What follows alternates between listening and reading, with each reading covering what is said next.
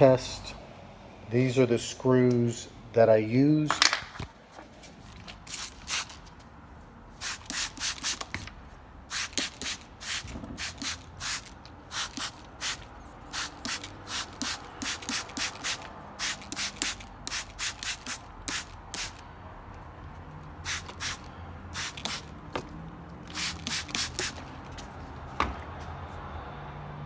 So what we've got is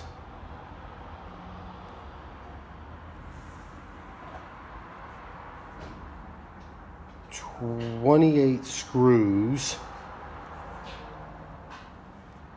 I haven't had an opportunity to drive on it yet, but it looks like we have one with a slight leak without having taken it out for a drive yet.